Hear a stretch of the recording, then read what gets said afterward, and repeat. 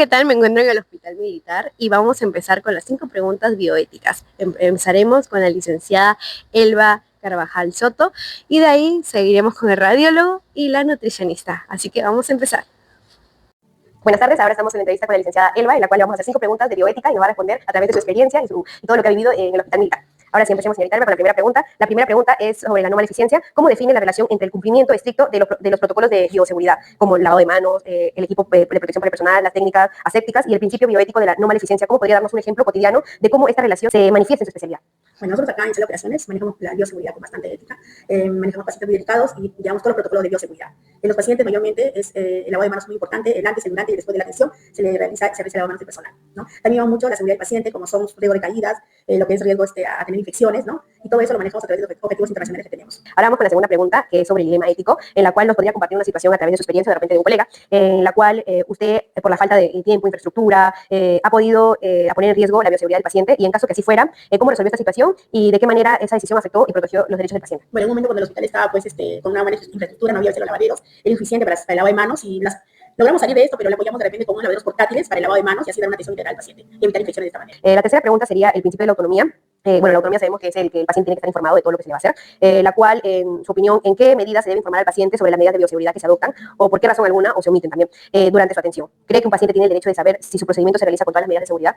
Sí, nosotros manejamos acá en Sala de Operaciones una hoja que se llama la hoja de valoración, la hoja de consentimiento informado. Ese consentimiento informado, el paciente firma, el cirujano se encarga de decirle qué cirugía tiene que realizar, cuáles son las posibles causas o los posibles que puede tener el paciente en el momento de la cirugía. Firma un consentimiento él, y él es el paciente, sabe de todo lo que le hace el médico, todos los procesos que va a llevar, lo que le va a hacer desde el inicio hasta el fin de la cirugía. Y él firma un consentimiento. También firma un consentimiento sobre sobre la educación, o sea, porque acá también hay internos y residentes, ¿no? Entonces firma el paciente también una valoración sobre él está de acuerdo sobre los educadores que se están formando, ¿no? Ahí le van a ayudar. Claro, entonces eso también es un consentimiento, ser consciente de lo que le van a hacer, de lo que le va a pasar, de lo que son las posibles causas que puede causar en una cirugía y también los procesos que se le hacen a la operación. Si no quiere operarse y desiste de la cirugía, también firma un consentimiento, ¿no? Él bajo su responsabilidad no se desopera y él es bajo su responsabilidad lo que le pueda pasar ya. Su responsabilidad. Y ya la cirugía será en otro momento cuando él ya lo decida. Ahora sería la pregunta sobre la justicia y la equidad. ¿Cómo impacta el principio de la justicia, la distribución equitativa de los recursos en la gestión de la bioseguridad dentro de esta institución, que es el Hospital Militar? Bueno, actualmente sí tenemos ya estamos todos bien implementados para que esa operación ha sido el área que es un área crítica y de verdad tenemos todos los implementos bien dados acá en nuestro hospital, eso es lo más importante. Es también el trabajo de enfermería, el trabajo de gestiones que hacemos, ¿no? La gestión administrativa que podemos hacer y podemos tener varias cosas. Tenemos esta sala de anestesia que hemos podido lograr hace 2 años, donde los pacientes vienen acá y se relajan, escuchan una música antes de entrar a la cirugía, ¿no? O sea, se le da un ambiente cálido para que pueda tranquilo, para que se entre a la sala. Que entre a la sala sobre todo sin estrés, sin ¿cómo se llama? Sin ninguna, o sea, tranquilo, con una tranquilidad emocional. Claro, para que esté estable más que todo. ¿Usted cree que también existen diferencias significativas en la aplicación de estos protocolos en el sector público como privado en nuestro país y esto afecta a los pacientes? Bueno, los procesos, los protocolos, los objetivos, todo lo que van dirigidos a bioseguridad y atención al paciente, todos son por igual. En el público, en el privado, estamos todos igual. Claro, lo que es esto es todo igual. No podemos, porque es una clínica, tú no puedes decir, no voy a aplicar los procesos. Claro. Igualito los objetivos, los procesos, todos se aplican en una clínica y no. Y por último, la brecha sobre las éticas es cómo enfrenta el personal de salud esta información sobre los internos y residentes que ingresan. ¿Cuáles consideras que son las principales brechas ético-profesional que causan el incumplimiento de las normas de bioseguridad? ¿Cómo usted puede mitigar desde la información o la inducción? Bueno, acá nosotros hacemos una inducción. Porque nosotros los internos que vienen a sala de operaciones, hacemos las enfermeras hacen una inducción, cómo tiene que venir, cómo tienen que colocarse los EPPs, ¿no? Son elementos de protección personal, cómo debe colocarse, el lavado de manos, que es importante, Lamentablemente no se grabó en este momento el audio, pero prácticamente lo que nos indicó la licenciada es que siempre realizan inducciones para los internos y así ellos puedan ejercer su labor de la mejor manera posible y adecuada. Buenas tardes, licenciado Felipe Gustavo III Vega Banto. En esta oportunidad le quisiera hacer algunas cuantas preguntas sobre el hecho de que usted es tecnólogo médico y le quisiera preguntarlo. Desde su experiencia en el ejercicio clínico, ¿cómo define la relación entre el cumplimiento de los protocolos de bioseguridad y el principio bioético de no maleficencia, como se dice, no hacer daño al paciente? Ya. La respuesta es la siguiente. Las imágenes médicas son recetadas exclusivamente para brindar información sobre el diagnóstico. Se basan en eso. Eso hace que el principio de maleficencia esté presente en todo el acto. No te voy a hacer una imagen médica sin una orden médica y sin que hayas pasado antes por un médico para que el médico evalúe tus síntomas. Ahora la siguiente pregunta. ¿Podría compartir una situación o dilema ético real en el que la falta de insumos, tiempo o infraestructura haya puesto en riesgo la bioseguridad del paciente? ¿Cómo se resolvió afectando o protegiendo los derechos del paciente? En las salas de rayos X, los pacientes de 0 a 18 años tienen que estar acompañados por sus padres. Para poder proteger al familiar del paciente, se utiliza el tiempo, la distancia y también los blindajes.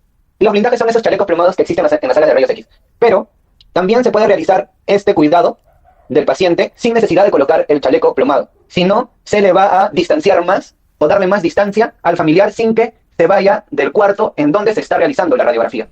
El principio de autonomía implica el consentimiento informado del paciente. ¿En qué medida considera que se debe informar al paciente sobre las medidas de bioseguridad que se adoptan, o bueno, que también que se omiten durante su atención? El paciente tiene que estar informado, concierne al desarrollo del procedimiento radiológico, como también tiene que estar informado frente a los posibles efectos secundarios, ¿ya? Aparte también el paciente nos da a nosotros información como por ejemplo, sobre sus alergias, sobre si tiene alguna insuficiencia renal o si tiene alguna insuficiencia cardíaca. El paciente nos brinda a nosotros esa información. Entonces, pienso yo que es importante que el paciente conozca qué es lo que se le está realizando y también nos ayude a nosotros, concierne a esas preguntas, ¿no? Bueno, la pregunta número 4. ¿Cómo impacta el principio de justicia del hecho de la distribución equitativa de recursos en la gestión de la bioseguridad dentro de las instituciones de salud públicas en comparaciones con las privadas en nuestro país? La gestión pública es, de cierta forma, un poco más lenta y hace que los procesos sean más duraderos. No son tan rápidas, ¿ya? En cambio, en las gestiones privadas, al yo tener un público específico muy diferente, lo que hace es que las acciones sean mucho más rápidas y complementarias hacia todas las especialidades que se va a tratar o los diferentes casos que se van a atender. Bueno, ahora toca la quinta pregunta. Enfrente al personal de salud en formación o de reciente ingreso, ¿cuáles consideras que son las principales brechas ético-profesionales que causan el incumplimiento de las normas de bioseguridad y cómo se pueden mitigar? Ya. En el caso de los recién iniciantes, yo creo que es recomendable que siempre esté con un compañero que le pueda indicar las diferentes formas de trabajo y las diferentes formas de desarrollo frente a un paciente. Es importante que no solamente sea en ese aspecto, en el desarrollo del paciente y el manejo del paciente, sino también, en mi caso, de radiología, en el manejo del equipo. ¿Por qué razón? Porque nosotros, bueno, en mi caso yo me desenvuelvo con un equipo, ¿no?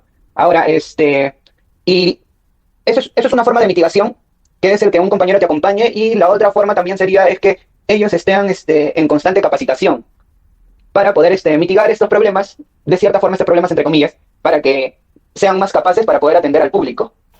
¿Cómo define la relación entre el cumplimiento de los protocolos de bioseguridad y el principio de la no maleficencia? Buenos días.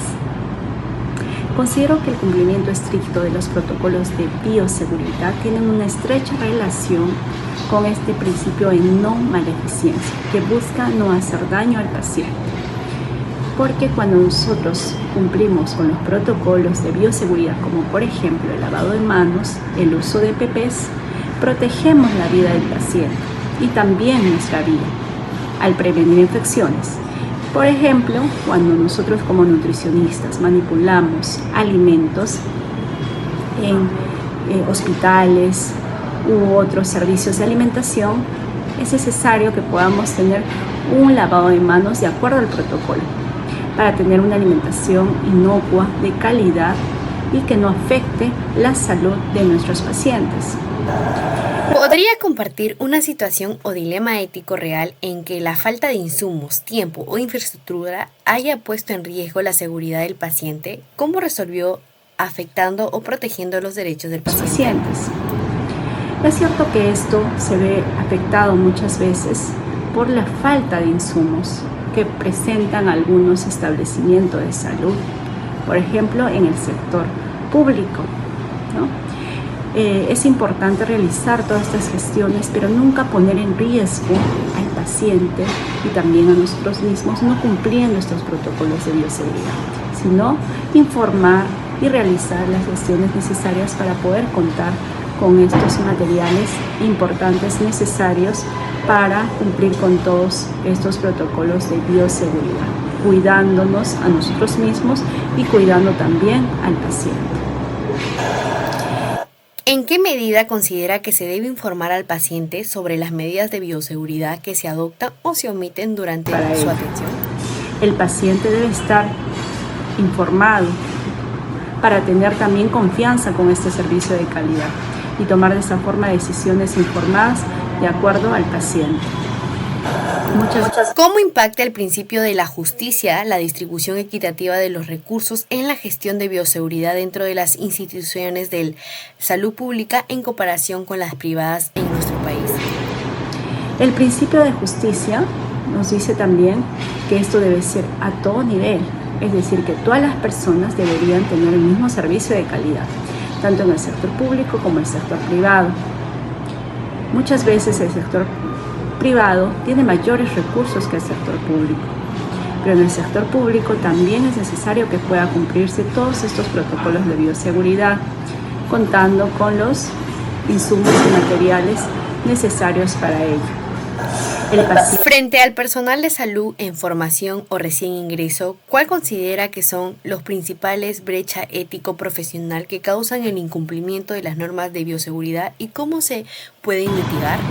Muchas veces la carga laboral excesiva, la rutina del trabajo, la falta de experiencia, la falta de capacitaciones puede hacer que los profesionales de salud no cumplan estrictamente estos protocolos de seguridad. Por eso es necesario también fortalecer este ambiente, esta cultura de bioseguridad en el espacio donde nos encontremos, para así salvaguardar tanto la vida de nuestros pacientes como la nuestra. Y bueno, hemos llegado al final de las entrevistas con los 3 profesionales del área de salud, que es radiología, enfermería y nutrición.